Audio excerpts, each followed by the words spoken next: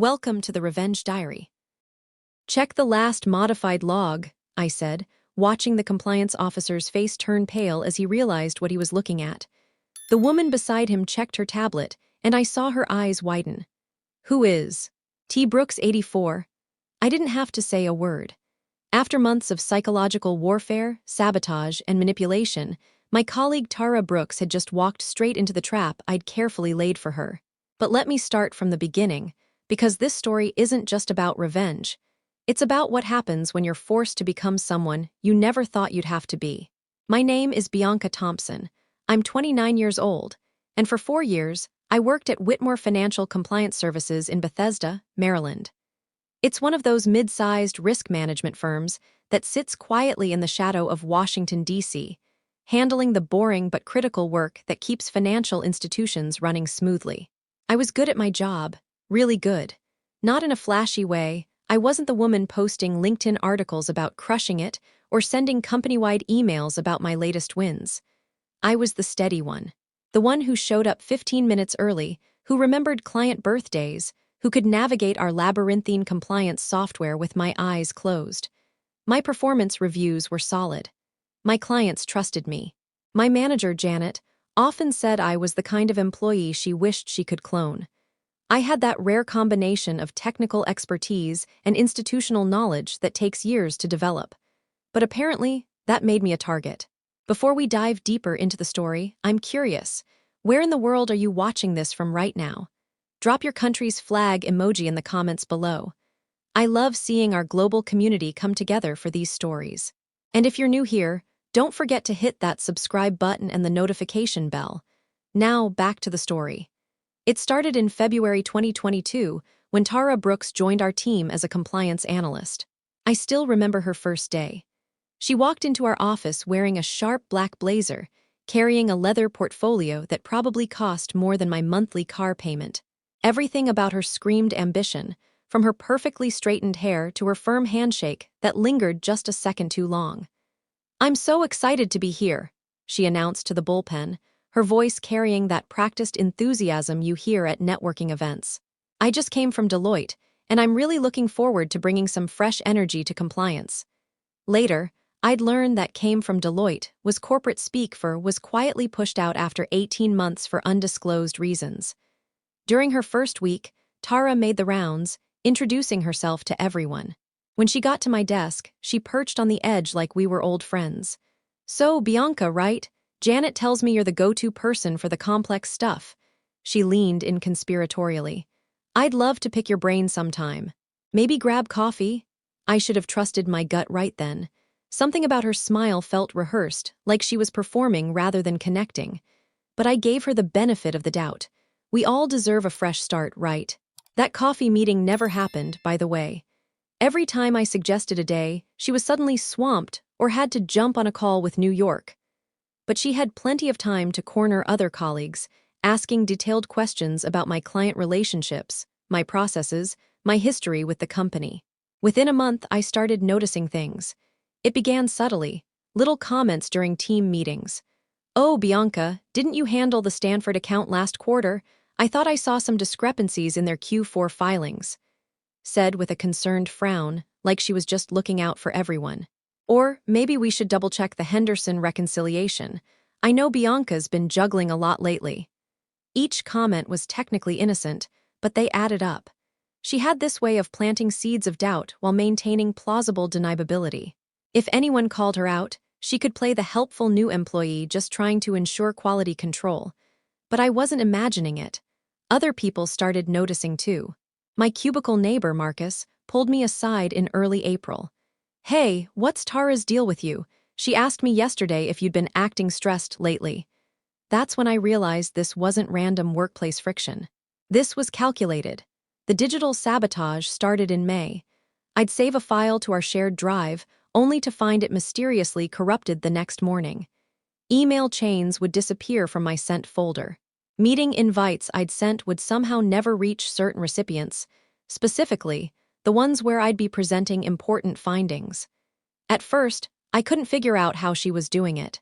Then I remembered something from her second week. I'd caught her lingering near my desk after hours, claiming she was just learning the system layout. I'd thought nothing of it at the time, but now I realized she might have been shoulder surfing my login credentials. Our company's security protocols were embarrassingly lax in 2022. We weren't required to lock our screens during short breaks, and password complexity requirements were minimal. Worse yet, as a new team member, Tara had been given temporary elevated access to familiarize herself with client files. Access that should have been revoked after her first month, but somehow wasn't. The most infuriating incident happened with the Gladstone Industries audit. I'd spent 3 weeks preparing a comprehensive compliance report, documenting several minor violations that needed addressing. The night before the presentation, I did my usual final review. The file was completely different. Someone had accessed my document and made subtle but devastating changes. Where I'd noted minor procedural gaps requiring attention, the document now read, significant compliance failures demanding immediate remediation. Where I'd recommended enhanced training protocols, it suggested potential disciplinary action. The next morning, I walked into a conference room full of angry Gladstone executives who thought I was accusing them of massive regulatory violations. It took 2 hours of damage control to convince them I wasn't trying to destroy their reputation. Afterward, Janet pulled me aside. "Bianca, what happened in there? That wasn't like you at all." "Someone altered my report," I said. "I can show you the original version I have saved locally."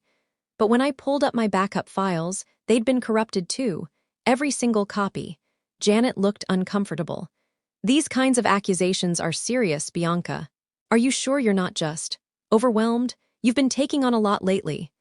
That night, I sat in my Alexandria apartment, staring at my laptop screen. I felt like I was going crazy. How do you prove something that leaves no trace? How do you fight an enemy who's skilled at making you look paranoid? I started documenting everything. Screenshots, timestamps, backup copies stored on personal drives. I created a detailed log of every suspicious incident, every accidental miscommunication, every time my work mysteriously went wrong. But Tara was smart. She never left obvious fingerprints. By August 2023, the psychological warfare had escalated to a level I couldn't ignore. Rumors started circulating about my work quality. Anonymous complaints were apparently being filed with HR, always vague enough to avoid investigation, but specific enough to damage my reputation. "I heard Bianca's been cutting corners on the Blaze account," someone whispered in the break room. "Did you know she's been altering client notes after audits? That's what Sarah in HR told me." The worst part was watching colleagues I'd worked with for years start to distance themselves. Not openly, they were still professionally cordial, but the easy camaraderie was gone. When I joined conversations, they'd get awkwardly quiet or change the subject. I was becoming isolated in my own workplace. The final straw came on a Thursday in late August. I was reviewing the quarterly compliance metrics when I noticed something odd in the system logs. Someone had accessed several of my client files from a computer terminal I'd never used, at times when I was provably elsewhere. I cross-referenced the access logs with badge swipe data from building security. The pattern was clear. Every unauthorized access happened when I was in meetings, at lunch, or out of the office entirely. This time, I had proof. I scheduled a meeting with Janet for the following Monday, planning to present my evidence and demand a formal investigation. Over the weekend, I compiled everything: the suspicious file modifications, the access logs, the pattern of sabotage that had been building for months. But Monday morning, Janet called me into her office before I could present anything. "Bianca, I need to talk to you about some concerning reports I've received." She looked genuinely uncomfortable. "There have been allegations about your work practices, specifically that you've been using unauthorized devices to access client data." My stomach dropped. "That's not true. I can prove." "I know this is difficult," she continued, "but internal compliance wants to conduct a formal review. They're sending a team down from the New York office." I felt the walls closing in. Tara had made her move, and I was trapped in a corner with no way out. Or so I thought. That weekend, I did something I'd never done before in my professional life. I decided to fight fire with fire. If Tara wanted to play games with evidence, I'd give her evidence to play with. Quick pause here. If you're still watching, that means you're enjoying this story. so do me a quick favor. Tap like, hit subscribe, and share this with someone who loves stories like this. We put a lot into bringing you the most intense, true-to-life revenge stories, and your support truly keeps them coming. It helps the channel grow more than you know, and we're genuinely grateful. Now, back to the story. I spent Saturday afternoon in my home office, crafting what would become my insurance policy. Using the Savian Group account, one of my longest-standing clients, I created a carefully constructed trap. The file looked completely legitimate. Q2 Client Reconciliations Savian Group. Standard formatting, proper headers, all the correct figures from our actual April reconciliation. I created both a digital version with embedded metadata tracking and printed out a hard copy for my desk drawer. The genius was in its simplicity. I knew Tara couldn't resist tampering with it if she found it during a search of my desk. She'd see what looked like a legitimate client file and wouldn't be able to help herself. She'd access the digital version and modify the numbers to make me look incompetent, just like she'd done before. Then I did something that felt like betraying my own principles. I saved the printed copy to my locked desk drawer at work, right where someone looking for incriminating evidence would be sure to find it. The wait was agonizing. For 2 weeks, I came to work every morning wondering if today would be the day. I discreetly monitored the digital version of the file. It remained untouched, my digital tripwire waiting patiently. Then, on September 5th, it happened. I was in a client meeting when I got back to my desk. Someone had accessed the Savian file. When I checked the logs later, my heart raced. T. Brooks 84 had not only accessed the file, but had modified several key figures, turning my accurate reconciliation into what looked like sloppy, error-filled work. She'd taken the bait. Now came the final step of my plan. I printed out the modified document, Tara's tampered version with the obvious errors, and placed it in the brown folder along with my original clean document in my desk drawer. When investigators came looking, they'd find the contradictory documents, and the digital forensics would tell the whole story of who had made the unauthorized changes. For the next 3 weeks, I waited for the other shoe to drop, knowing that Tara had probably reported her discovery to someone in management. Every day felt like walking on a tightrope, wondering when the investigation would begin. Then came Tuesday, September 26, 2023. I left for lunch at exactly 12:05 p.m., same as I had for years. Panera bread on Wisconsin Avenue, a turkey and Swiss on sourdough, maybe a cup of their autumn squash soup if I was feeling indulgent. Just another ordinary Tuesday lunch break. But when I walked back into the office 43 minutes later, I knew immediately that something was different. The energy in the room felt charged, like the air before a thunderstorm. Conversations were happening in hushed tones. People were stealing glances toward my desk. That's when I saw them. 2 people I'd never met before, both wearing dark suits that screamed federal government, were methodically going through my workspace. Not IT guys doing routine maintenance. Not facilities management checking equipment. These were professionals, and they weren't being subtle about it. One was a tall man with graying temples, probably mid-50s, methodically photographing documents before examining them. The other was a younger woman with short brown hair, taking notes on a tablet as she inventoried the contents of my desk drawers. I walked over slowly, my heart hammering against my ribs. "Afternoon," I said, trying to keep my voice casual. "Everything okay over here?" The man looked up and flashed a badge so quickly I almost missed it. "Internal Compliance Division. I'm Martin Wheeler. This is Agent Shauna Stone. Just conducting a routine inspection." Stone didn't look up from her tablet. "Standard internal protocol, Miss Thompson. Nothing to be concerned about." Right. Because routine inspections always happened while employees were at lunch and definitely involved photographing personal documents. I forced what I hoped was a relaxed smile. "Well, I hope you find something interesting in there." Martin's expression didn't change, but I caught the briefest flicker of something in his eyes. Surprise, confusion. He'd expected me to be nervous, defensive. Instead, I was almost helpful. "We're just verifying some irregularities that were reported," Stone said, still not making eye contact.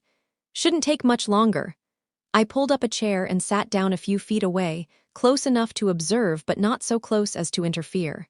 If this was going to be my professional execution, I was going to watch every minute of it. For the next 10 minutes, they worked with surgical precision. Martin examined my computer access logs while Stone cataloged physical files. They found my backup hard drives, my printed email archives, my meticulously organized client folders. And then Martin opened the bottom drawer of my desk. I watched his hand pause as he pulled out the brown folder marked Q2 Client Reconciliations Savian Group. My trap, waiting patiently for 3 weeks like a loaded mousetrap. He opened it slowly, professionally, scanning each page with the careful attention of someone trained to spot inconsistencies. When he reached page 7, he stopped. His brow furrowed slightly as he studied the figures. Then he flipped to page 9 and stopped again, this time for longer. "Did you prepare this document?" he asked, holding up the folder. I leaned forward slightly as if I needed to see which file he meant. "Yeah, that's the Savian reconciliation from April 17th, but you should keep reading." Martin's frown deepened as he compared the 2 pages. "There are 2 different sets of figures here." "I know," I said calmly. "That's the point." Stone looked up from her tablet for the first time, her expression sharp with sudden interest. Martin set the folder down and reached for his own tablet. "Can you explain the discrepancy?" This was it, my moment. "Check the last modified log," I said, my voice steady despite the adrenaline coursing through my system. Martin's fingers moved across his screen, accessing the metadata I'd so carefully embedded. I watched his face change as the information loaded. First confusion, then surprise, then something approaching alarm. Stone leaned over to look at his screen. "What is it?" "The original figures were entered on April 17th by user B. Thompson," Martin said slowly. "But these contradictory numbers, they were added on September 5th by..." He paused, double-checking the data. "User ID T. Brooks 84. Stone's eyes widened. "Who is T. Brooks 84? I didn't need to answer. They could see exactly who had accessed my file, when they'd done it, and what changes they'd made. The digital breadcrumbs I'd scattered 3 weeks ago had led them straight to their target. But the real beauty of my trap wasn't just that it caught Tara red-handed. It was that the modifications she'd made were so obviously malicious that they revealed the entire pattern of sabotage she'd been orchestrating. "We're going to need you to step out while we verify some additional information," Martin said, his entire demeanor having shifted from suspicious to apologetic. I nodded and walked to the break room, where I sat with a cup of terrible coffee and waited for my professional life to either implode or be resurrected. Through the glass partition, I could see them making phone calls, typing rapidly on their tablets, occasionally glancing in my direction with expressions I couldn't read. At 2:47 p.m., I watched Tara Brooks walk toward my desk area, probably expecting to witness my downfall. Instead, she found Martin Wheeler waiting for her with a very different conversation in mind. I couldn't hear what was said, but I didn't need to. Tara's face went through a remarkable transformation in the span of about 30 seconds. Confusion, denial, anger, and finally, a kind of hollow resignation. By 3:15 p.m., she was being escorted out of the building by HR, carrying a cardboard box that contained the personal items from her desk. She didn't look in my direction as she passed the break room. Couldn't, I suppose. The irony wasn't lost on me.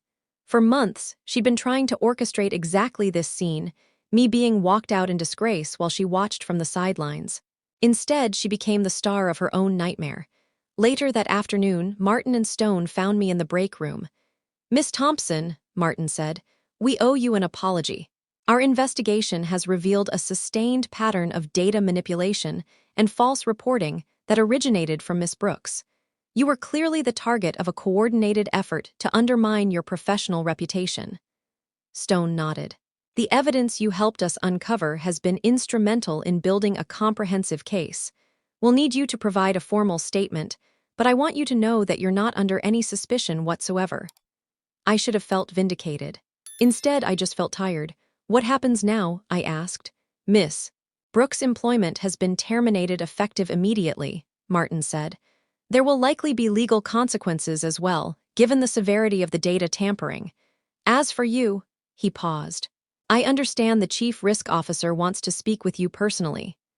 3 days later, I found myself in a video conference with Patricia Ulford, Whitmore's Chief Risk Officer, calling in from the Manhattan headquarters I'd never visited. "Bianca," she said, I want to personally apologize for what you've endured. The behavior Miss Brooks exhibited is not just unprofessional, it's potentially criminal. We're taking this situation very seriously." She leaned forward on the screen.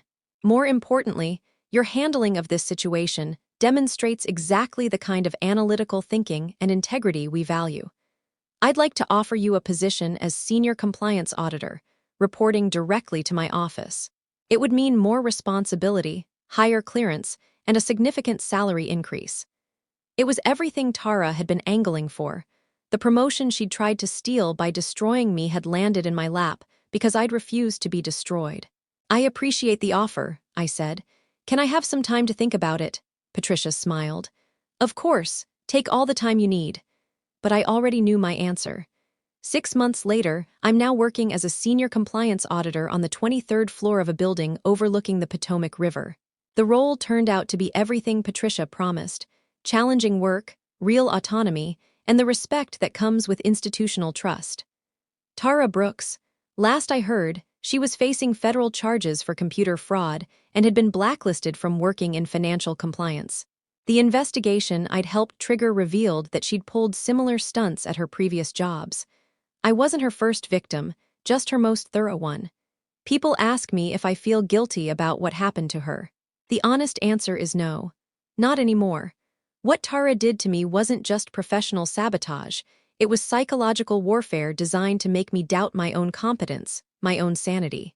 She weaponized the very systems meant to ensure corporate integrity, turning them against someone who'd never done anything but play by the rules. But here's what I learned from those months of hell. Sometimes playing by the rules isn't enough. Sometimes you have to be smarter than the people trying to destroy you, more patient than they are ruthless, and more strategic than they are devious. I didn't become a different person. I became a more complete version of myself, someone who could be both ethical and tactical, both principled and pragmatic. The trap I set for Tara wasn't revenge, it was justice. And sometimes, if you're careful and clever and very, very patient, they turn out to be the same thing. Would I do it again? In a heartbeat. Because the alternative, letting bullies and saboteurs win through intimidation and manipulation, is worse than any ethical compromise I made along the way. Trust me on that one. So here's my question for you. Have you ever had to deal with a workplace saboteur like Tara? Someone who smiled to your face while stabbing you in the back. How did you handle it? Did you fight back or take the high road? I'd love to hear your stories in the comments below. If you enjoyed this story, make sure to hit that like button. And don't forget to share this video and subscribe if you haven't already. We've got more incredible revenge stories coming your way.